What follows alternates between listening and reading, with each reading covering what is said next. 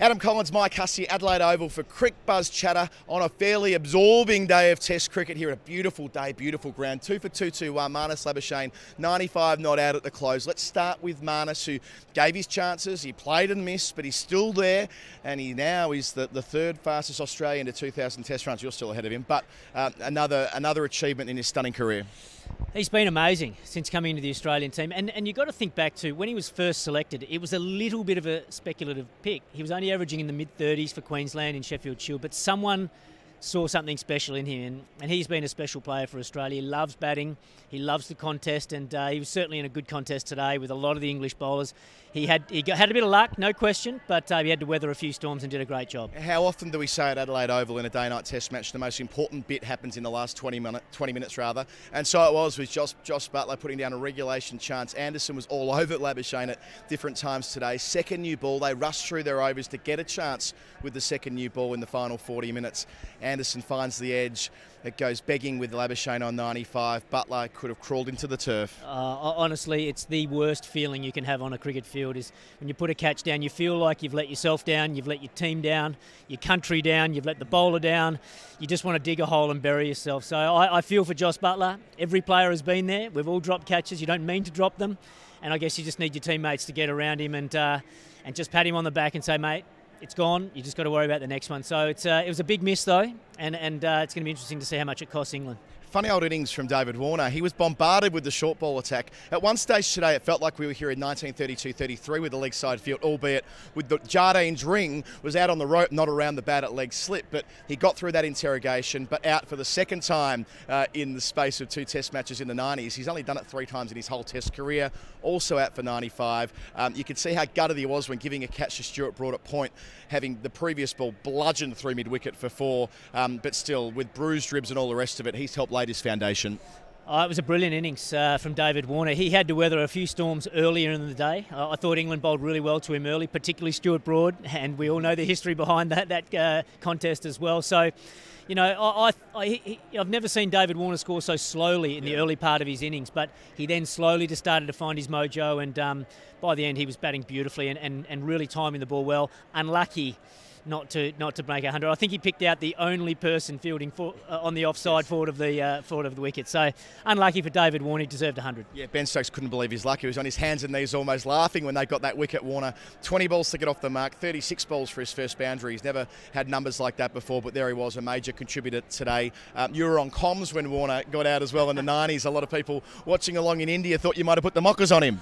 Yes, they did. Well, my belief is that whatever I say in the commentary box has no influence with what's happening in the middle. So, but yeah, Shane Warne was not happy with me whatsoever for making an early call about a Warner 100. So I apologise if I have caused any, but I still have the belief. So I stupidly came out and said, oh, well, don't worry, I'm sure Labuschagne will get 100, and he's still 95 not out on stumps. So I'm going to have a bit of a nervous night tonight. But no, I used to be superstitious, but I'm not superstitious anymore. So yeah, I don't believe in all that sort of stuff. We've always said, Harsha and I on this segment, that the commentary curse does not exist. So get out of our DMs on that particular point.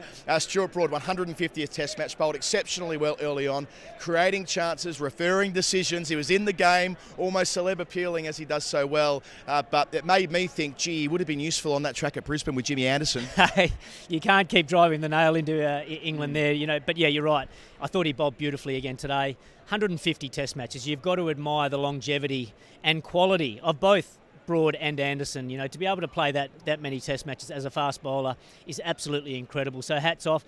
And you can just tell, I think his competitive spirit is what has enabled him to play. You could just see how invested he was, how well he bowled. As you said, he wanted to review every shout that was going up. It was great cricket to watch. And I think we're treated to be able to watch these great fast bowlers. All right, Huss, let's go into the hot spot. In the hot spot today, a very unusual story when we woke up this morning. Pat Cummins, close contact, COVID, out of the Test match. Stephen Smith, who was the previous captain before Tim Payne, back in the driver's seat. I mean, many didn't think it could ever happen again, but here he is, and the reception he received, there were some boos, but overwhelmingly positive, and a fascinating twist in his story. Yeah, amazing.